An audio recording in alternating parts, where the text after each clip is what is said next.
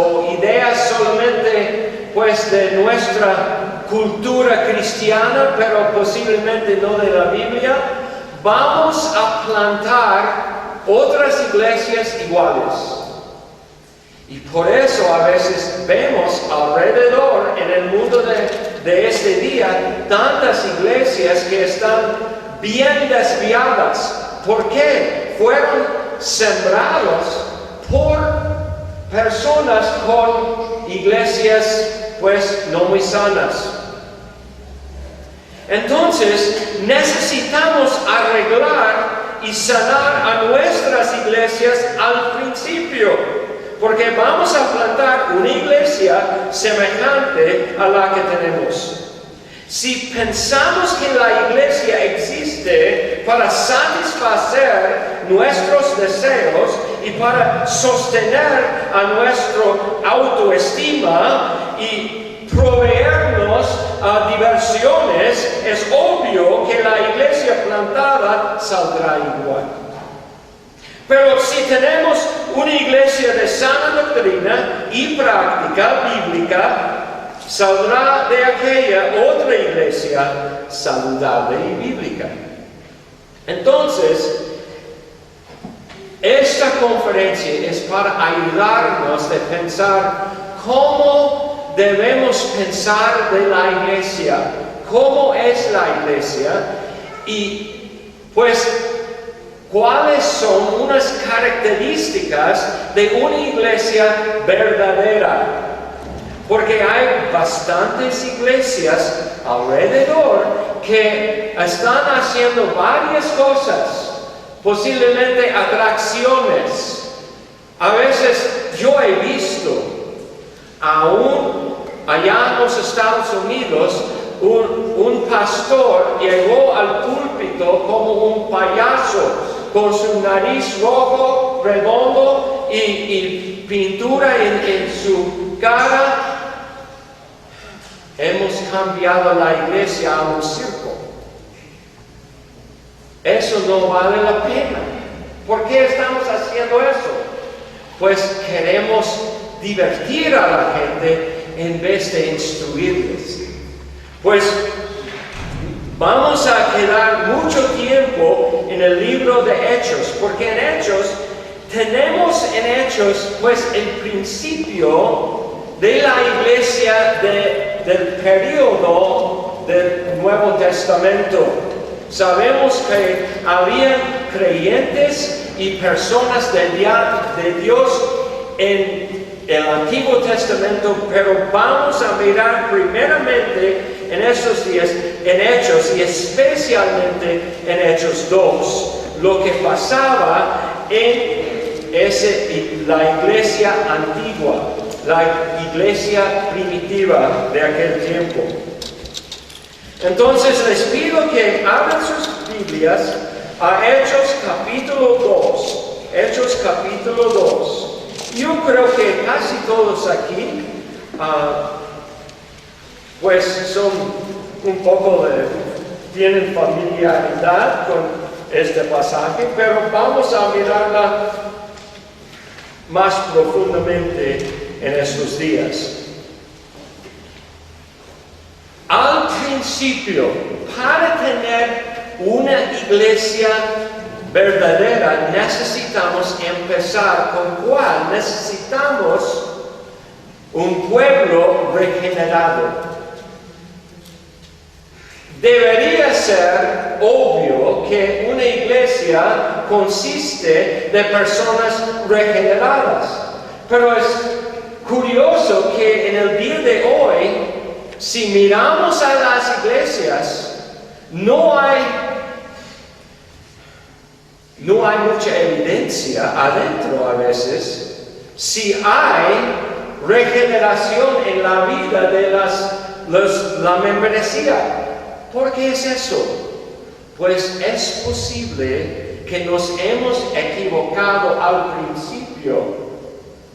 ¿Cuál es la regeneración verdadera? Entonces vamos a hablar de la regeneración porque vemos evidencia de regeneración aquí en Hechos 2, Versículo 36 y 37. Al fin de su predicación de Pedro, vemos él como su fin de esa predica, dijo: sepa pues ciertísimamente toda la casa de Israel que a este Jesús, a quien vosotros crucificasteis, Dios le ha hecho Señor y Cristo. Al oír esto, se compungieron de corazón y dijeron a Pedro y a los apóstoles: varones hermanos, ¿qué haremos? ¿Qué pasó aquí? Porque esto es muy importante. Si desviamos aquí, vamos a pensar cosas pues un poco torcidas en cuanto a la regeneración. Necesitamos entender primeramente cuál es la condición natural de un hombre. ¿Cuál es su condición? ¿Está enfermo o está muerto?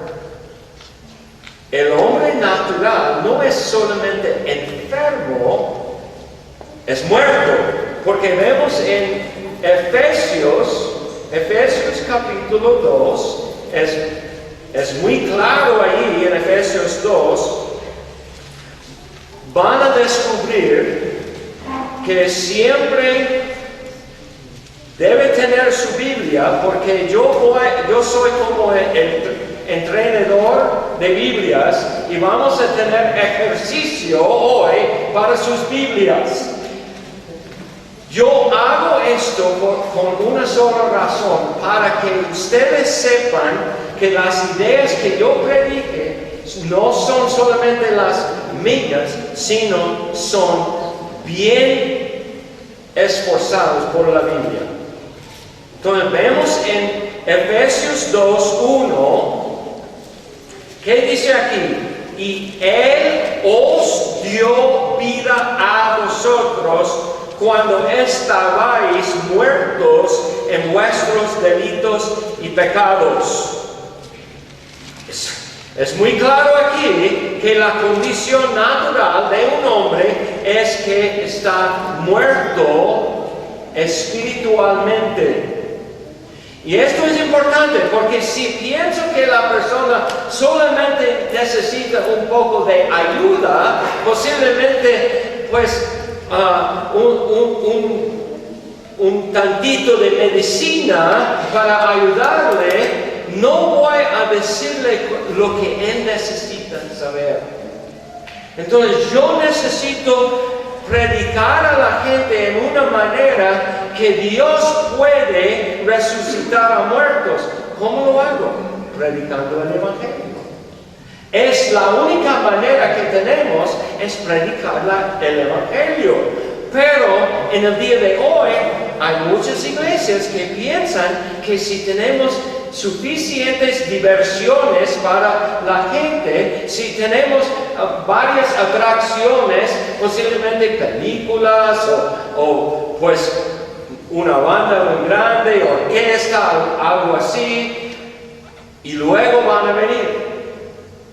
Y yo digo que si eso fuera posible de atraer a la gente por otro medio que Dios ha mandado, pues ¿por qué no servir cerveza gratis? Pudiéramos llenar el cuarto, ¿verdad? Con mucha gente.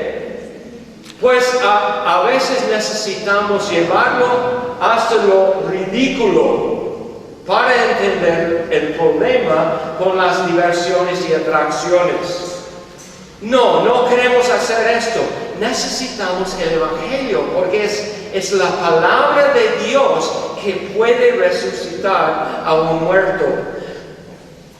¿Quieren evidencia de eso?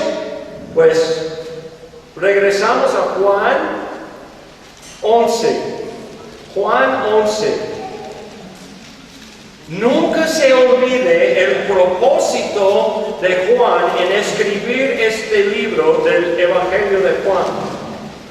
Voy a leer de 20 primero, de Juan 20 y 30. Hizo además Jesús muchas otras señales en presencia de sus discípulos, las cuales no están escritas en este libro, pero estas se han escrito para que creáis que Jesús es el Cristo, el Hijo de Dios, y para que creyendo tengáis vida en su nombre. Eso fue el propósito de Juan en escribir su carta. Luego, conociendo esto, el propósito de Juan, llegamos a Juan 11 y reconocemos bien el asunto aquí.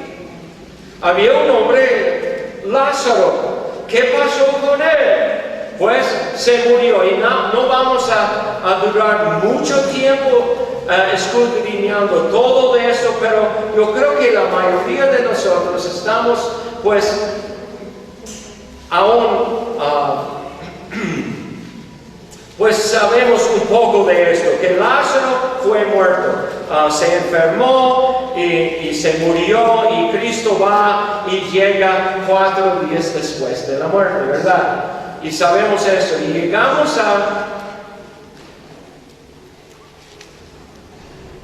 al versículo pues 20. Entonces Marta, cuando oyó que Jesús venía, salió a encontrarle, pero María se quedó en casa, y Marta dijo a Jesús: Señor, si hubieses estado aquí, mi hermano no habría muerto.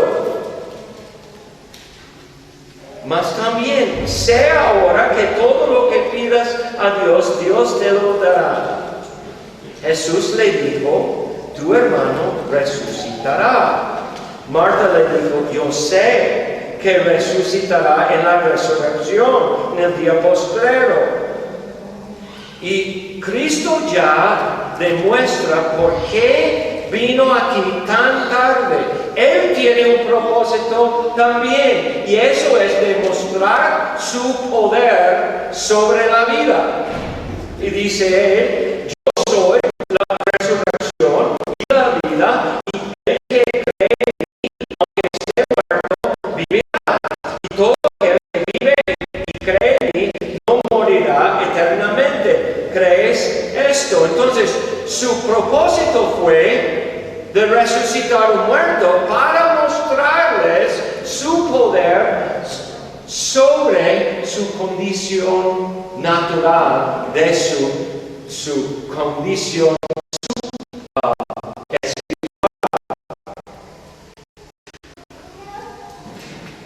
Le dijo: sí, Señor, yo he creído que tú eres el Cristo, el Hijo de Dios, que has venido al mundo. Y ella muestra que tiene algo de fe aquí, algo. No sabemos cuánto, pero ella tiene idea que Cristo puede hacer algo. Pues vamos un poco adelante.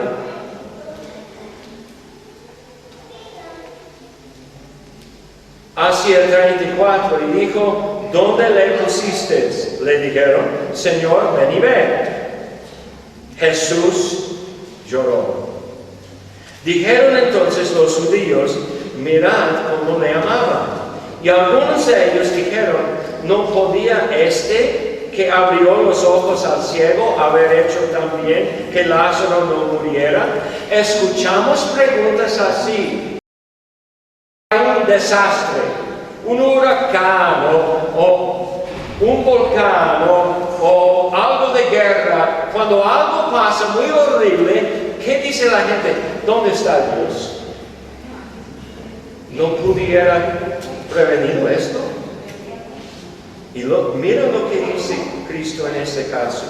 Jesús, profundamente conmovido otra vez, vino al sepulcro. Era una cueva y tenía una piedra puesta encima. Dijo Jesús: quitad la piedra. Marta, la hermana del que había muerto, le dijo: Señor, hiere ya, porque es de 4 días. Necesitamos entender nuestra condición espiritual que hiere. Está muerto y muy muerto. No sé, hay algunos aquí que han encontrado un cadáver humano.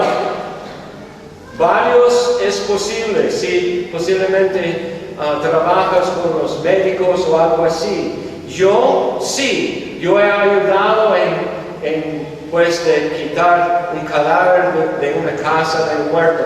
Es horrible. Es un olor que nunca se olvida. Nunca. Yo veo que hay algunos aquí que dicen, así es.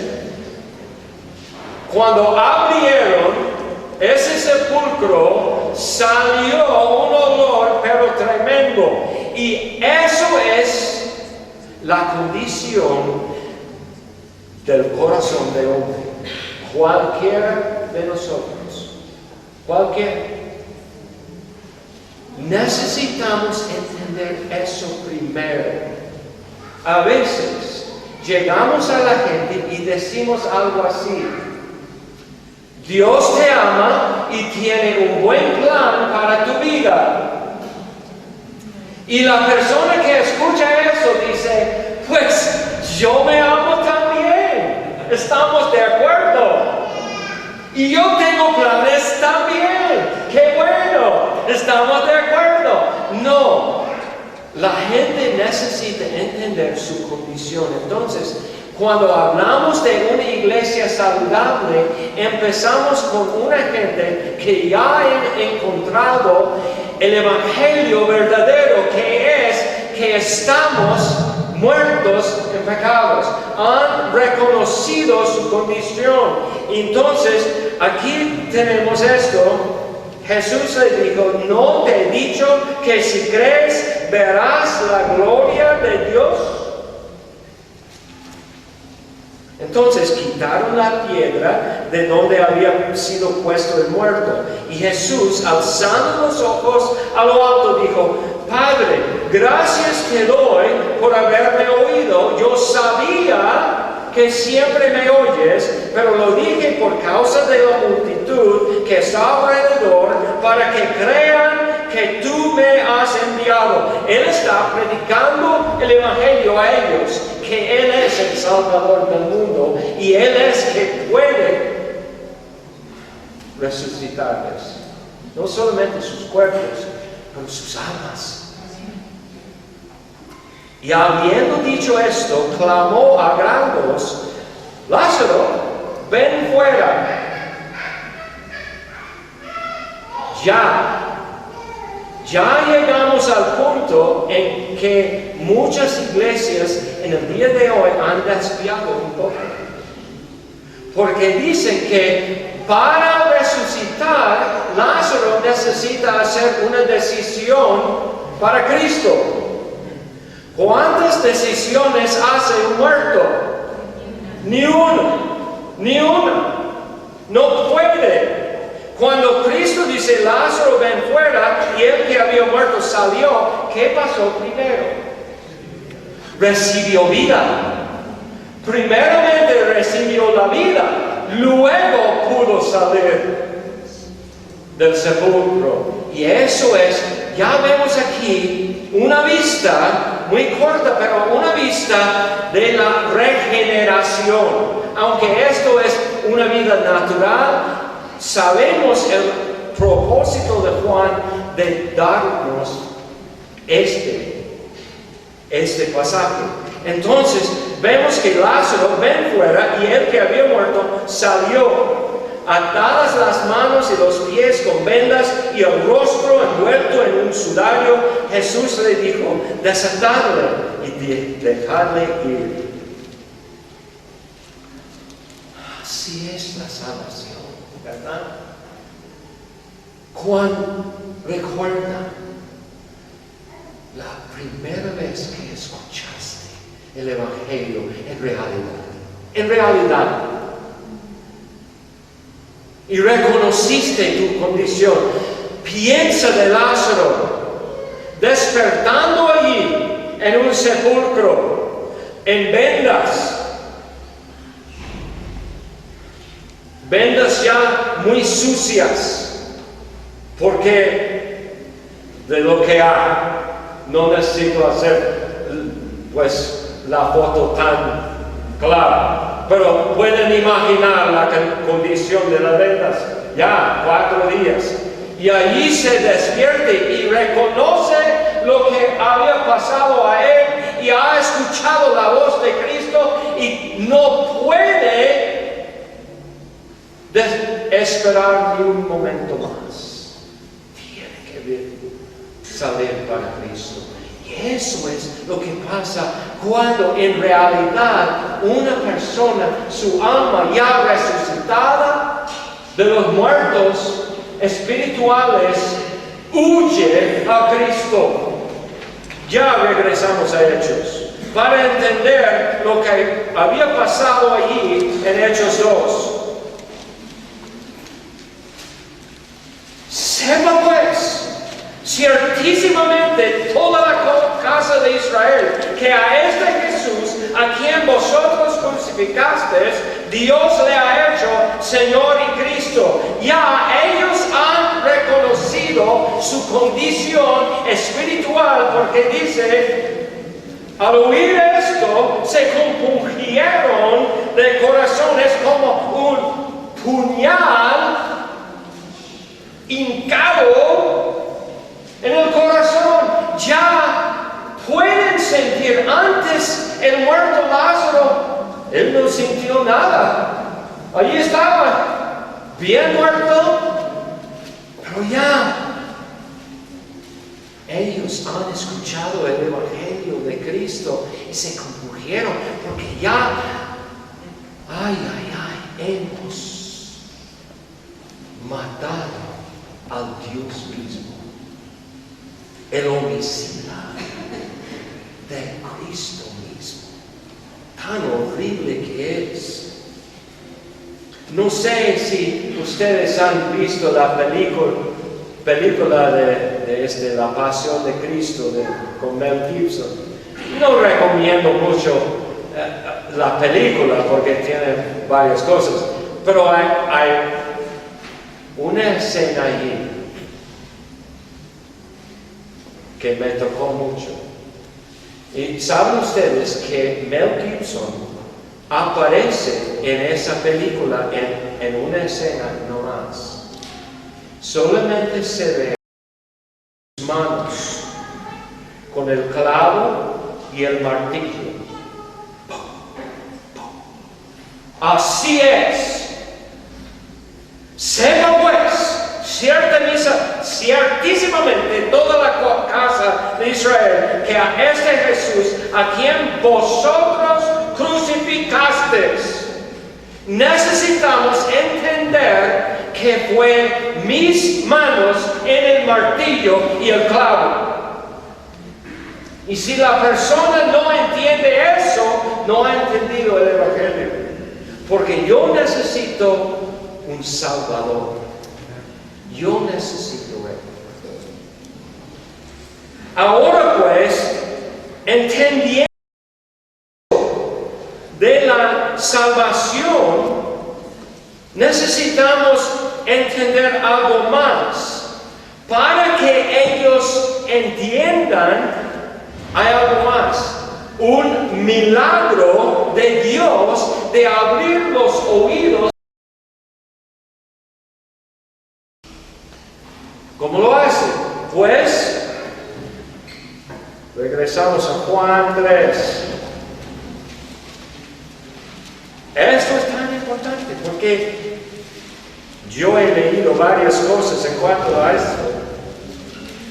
Es un milagro de Dios. Reconocemos la historia de Nicodemo, ¿verdad? Pero necesitamos entender más. Vamos atrás un poco a capítulo 2. Capítulo 2, 23 dice algo muy interesante.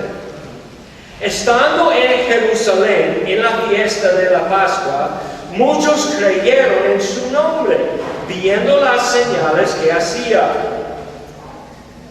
Esto es muy importante.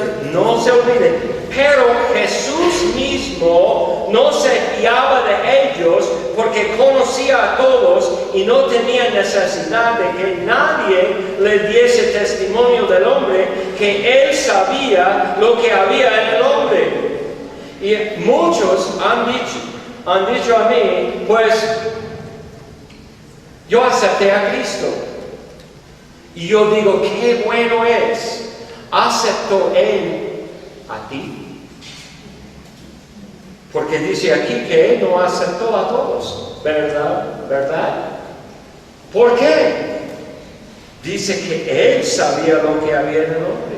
Y luego, en el contexto mismo, había un hombre de los fariseos que se llamaba Nicodemo, un principal entre los judíos. Él es uno de ellos que habían creído algo de Cristo.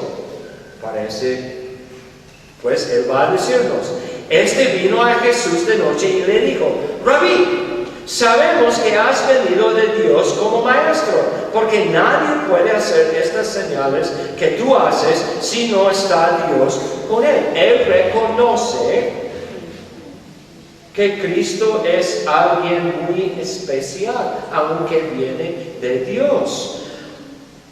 ¿Es cristiano en este punto? Aparentemente no. Parece que no. Porque vamos a ver, respondió Jesús y le dijo, de cierto te digo, el que nos naciere de nuevo no puede ver el reino de Dios.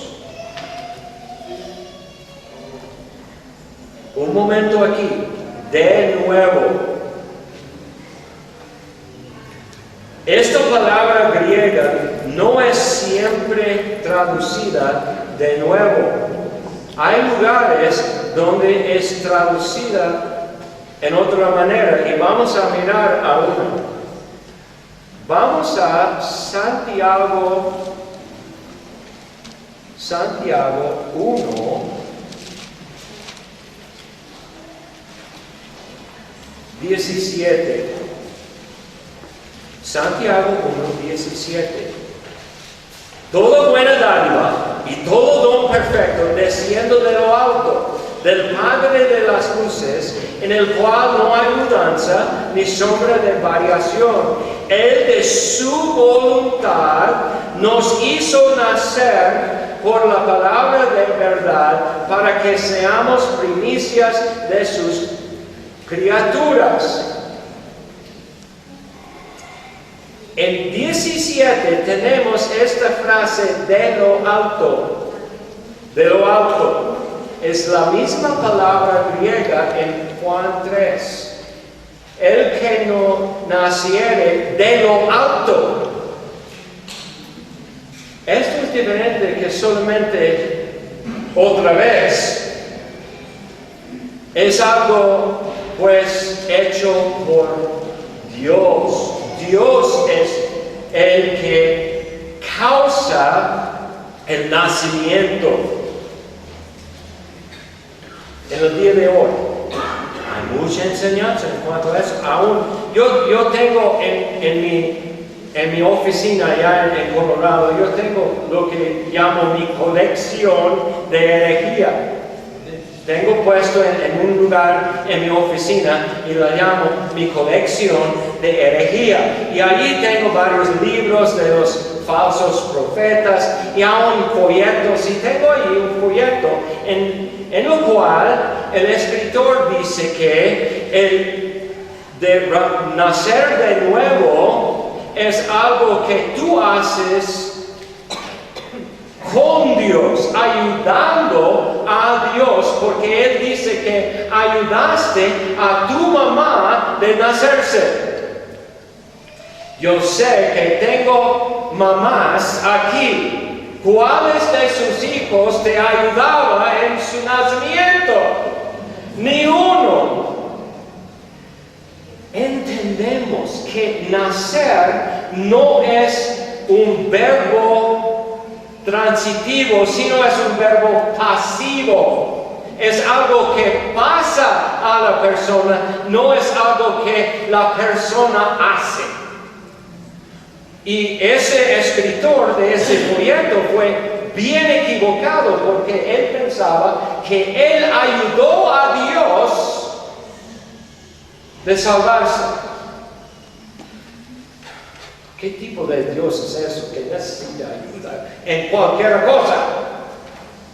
Si yo ayudo a Dios en una partita, ¿de cuál parte voy a jactar? Ustedes, posiblemente hace 2 años había un ataque de terror allá en los Estados Unidos, en el estado de Texas, en una fortaleza allí. Un musulmán entró allí y mató a varios soldados allí, se llama Fortaleza Hood, y mató a como 20 personas allí. Hace muchos años, yo trabajaba con el ejército de los Estados Unidos. No era soldado, sino un constructor de los dormitorios y todo eso, como andando en la construcción, pero trabajando para el gobierno así. Pues allí yo trabajaba hace muchos años, y cuando vi en el televisor las fotos de la matanza allí atrás habían los mismos dormitorios. Y dije a mi esposa, mira pues, los dormitorios que yo construí. ¿Cuál parte tenía yo? Pues yo era un labrador nomás, escarbando con una pala. ¿De qué jacté? Mi parte. Construí esos dormitorios. No es cierto.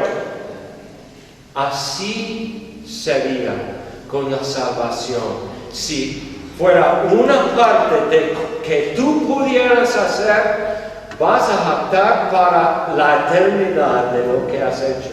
Y a Dios debe ser toda la gloria. Y Él va a tenerla y Él no acepta nada más.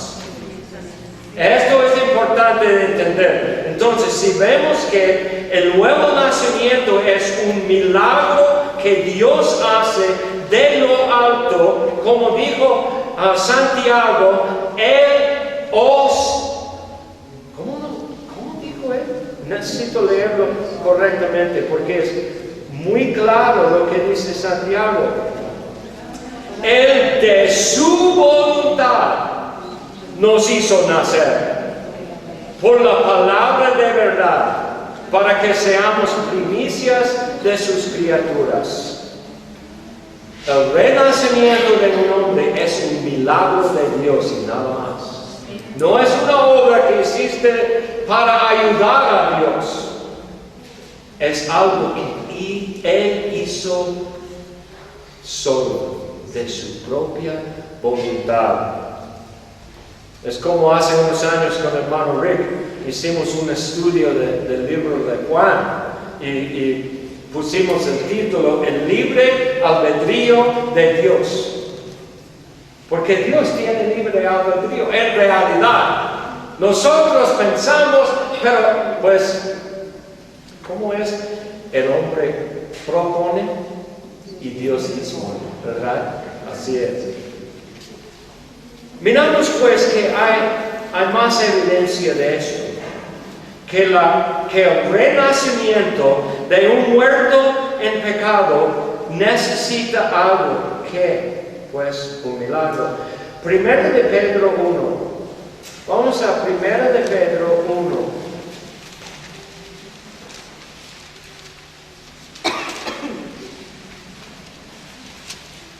En Primera de Pedro 1,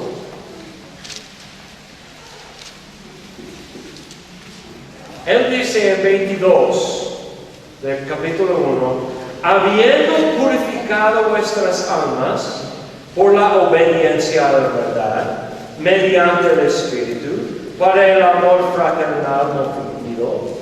Amaos unos a otros entrañablemente, de corazón puro. Si paramos aquí y pensamos, pues parece que hemos purificado a nosotros mismos. Se puede traer, pues, excavar algo así, pero no es toda la frase. Dice, ¿por qué? Siendo renacidos, no de simiente corruptible, sino de incorruptible. ¿Cómo? Por la palabra de Dios que vive y permanece para siempre. ¿Cómo resucita Dios a los suyos? La palabra. Es la palabra que Él usa. ¿Cómo salió Lázaro del sepulcro? La palabra de Dios. Fue Cristo Jesús diciendo, Lázaro, ven fuera. Es interesante que ahí en ese lugar habían varios sepulcros. ¿Por qué no resucitó Cristo a todos allí? ¿No habían otros que lamentaban la pérdida de sus parientes, sus amigos? Porque Cristo es soberano. Él es soberano sobre la muerte y Él puede resucitar a los que Él decide. Es algo que necesitamos aceptar, porque así es, por la palabra de Dios que vive y permanece para siempre. Ya regresamos una vez a Juan, otra vez. Si miramos ya, entendiendo que el renacimiento, el nacimiento de lo alto, no de mí mismo, pero de lo alto, es algo que Dios hace, ya podemos entender mejor Juan 1:12. Yo cuando nací muy cerca de la iglesia, no digo que nací en la iglesia, porque no fue hospital, pero el hospital en que nací fue a otro lado de la calle misma, de la iglesia en que me crecí. Así fue, bien cerca, media cuadra no más. Y allí aprendí este versículo, mas a todos los que le recibieron, a los que creen en su nombre, les dio potestad de ser hechos hijos de Dios. Y aprendí ese versículo.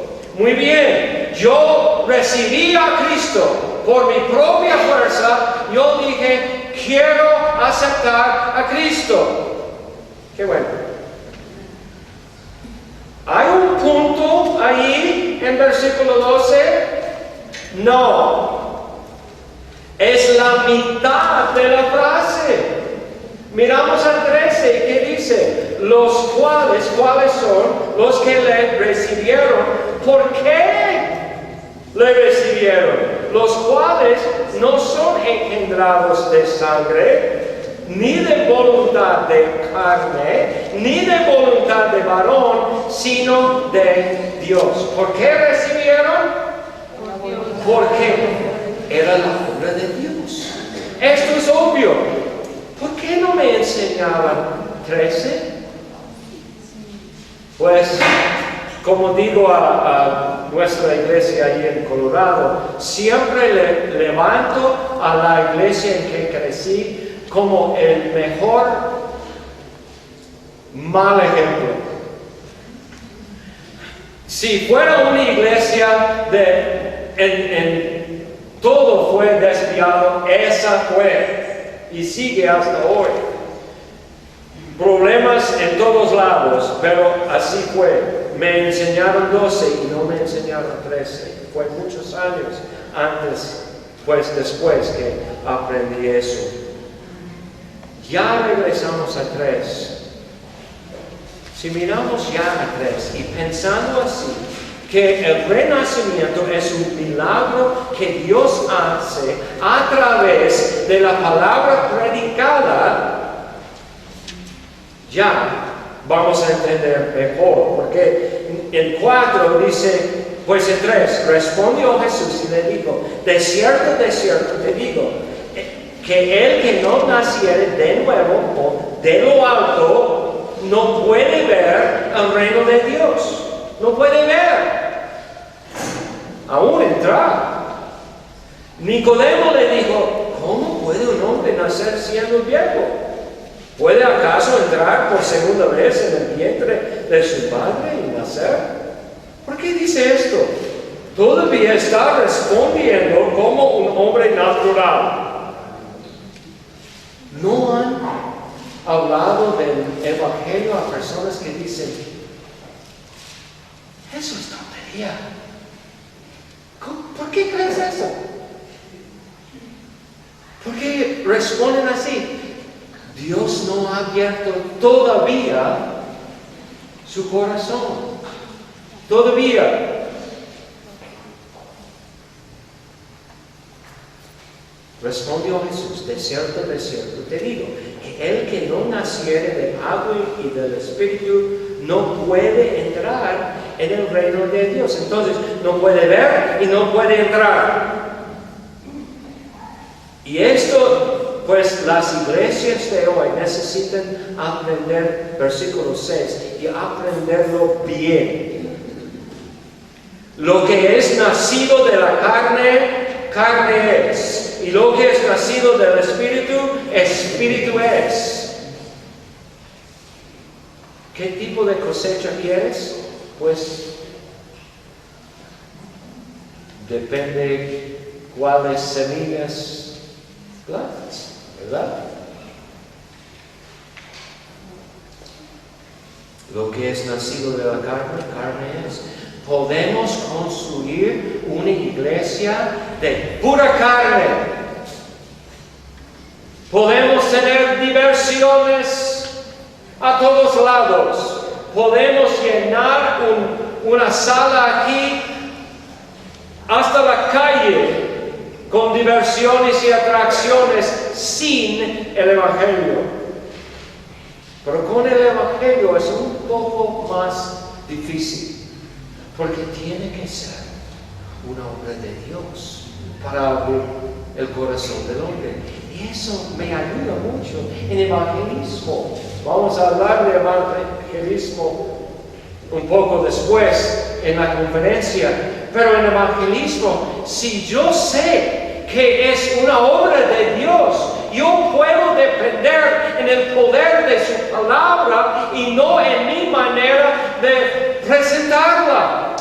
No tengo que ser el mejor vendedor, porque no soy.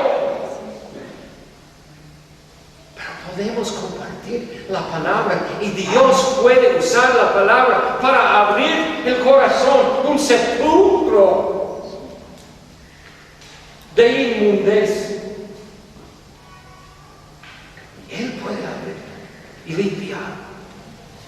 Si creemos eso, y creemos que dice en Apocalipsis que allá alrededor del trono serán de todas las tribus, toda nación, toda lengua estarán allí. Y yo puedo ya entrar en lo más peor barrio que hay,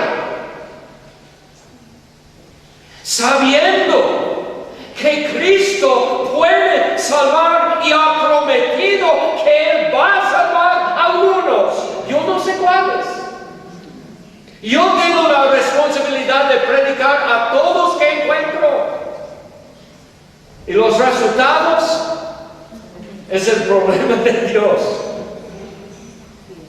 ¿Qué libertad siento en eso? Puedes hablar a tus vecinos y tus familias y todos sabiendo que algunos Dios va a salvar. ¿Por medio de qué? ¿Tu bonita cara? No. eso, no. Pero Él puede salvar por medio de su palabra, nada más. Él usa la palabra sembrada en corazones y Él levanta los muertos. Qué bendición es de pensar de eso. Ya vemos así lo que Cristo dice. No te maravilles de que te dije, os es necesario nacer de nuevo. Yo había escuchado muchas predicas en cuanto a estos versículos y por años no escuché a nadie de predicar de 8. El viento sopla de donde quiere. Mas ni sabes de dónde viene ni a dónde va. Así es todo aquel que has nacido del Espíritu. Es una obra de Dios que no podemos controlar. Yo he leído libros de predicadores que dicen, pues es necesario tener todo listo para la invitación al fin de su predica. Y necesitas la música correcta, muy suave. Y a veces aún un predicador dijo, pues a veces yo hago la invitación de repente, de sorpresa, para sorprenderles con la invitación para que vengan. Y Dios necesita tanta ayuda. Él no puede salvar a una persona en su silla, necesita pasar al Papa allí enfrente. Hemos creído en cosas tan extrañas que nuestros antepasados ni sabían. Yo he dicho a varios, ¿cuántos han estado en una reunión? Cada rostro inclinado. Ya, si quiere aceptar a Cristo, levanta la mano. ¿Cuántos han visto eso? Muchos, ¿verdad? ¿Qué podemos saber seguramente si uno levanta la mano en una ocasión así? Sabemos una cosa por seguridad. Tiene brazos. Es la única cosa en que podemos estar seguros. Ellos han levantado la mano, pero no saben por qué. ¿Tiene calor? ¿Quién sabe? Pero así hemos hecho, hermanos. Y yo soy culpable yo mismo de hacer tales cosas. Pero cuando aprendí más del Evangelio, que es poderoso y Dios no necesita mi ayuda así, qué bendición es de predicar la palabra y depender en el poder de Dios de salvar a hombres. Oh, hermanos, así es todo aquel que has nacido del Espíritu. Y respondió Nicodemo y le dijo, ¿cómo puede hacerse esto? Mira qué dice Cristo. Respondió Jesús y le dijo, ¿eres tú maestro de Israel y no sabes esto? Tenemos responsabilidad por la verdad que tenemos. Si tenemos verdad, somos responsables. Y Él fue responsable. Él debería entendido esto. Porque si el Antiguo Testamento sí habla del nuevo nacimiento en Ezequiel 36. Es claro aquí lo que dice Dios.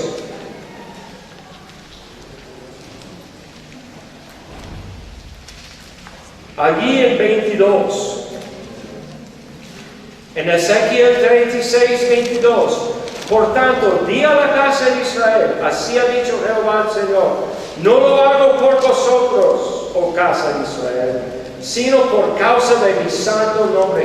¿Por qué salva Dios a hombres? Su santo nombre.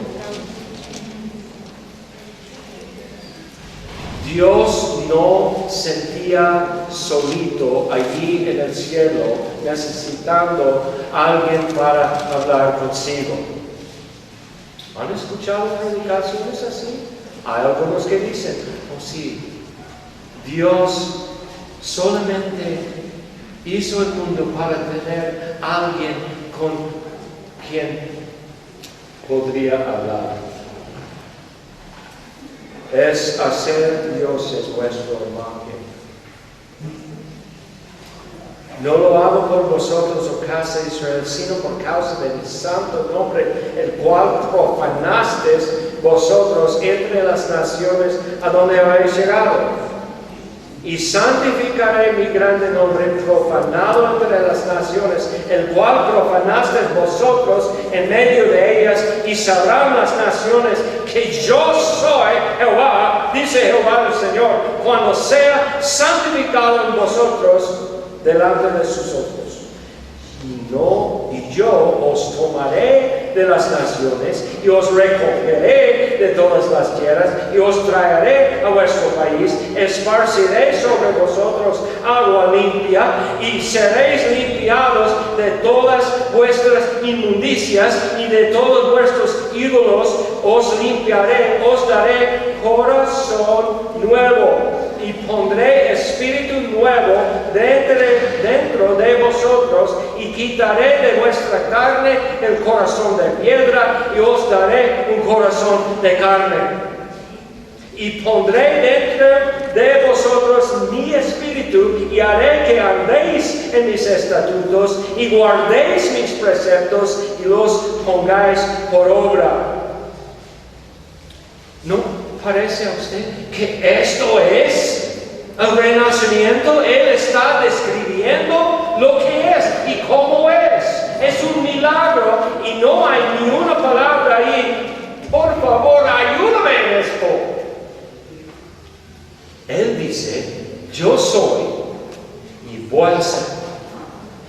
Si entendemos al primero que la salvación es un milagro de Dios y que la regeneración es lo que hace un hombre diferente que el otro, es un milagro de Dios, y de ellos empieza una iglesia verdadera y saludable. Ya regresamos a Hechos. Entendiendo esto, luego, ¿qué pasó? Vemos ahí, al oír esto, se compungieron de corazón y dijeron a Pedro y a los otros apóstoles, varones, hermanos, ¿qué haremos? Y vamos a descubrir esto en la hora siguiente. Oremos, hermanos. Señor, gracias por tu palabra. Gracias porque tu palabra tiene el poder de resucitar a muertos aún nosotros. Ayúdanos a entender más de lo que has hecho para nosotros. En el nombre de Cristo Jesús. Amén. Gracias, hermanos, por su atención hasta este punto. Hermano.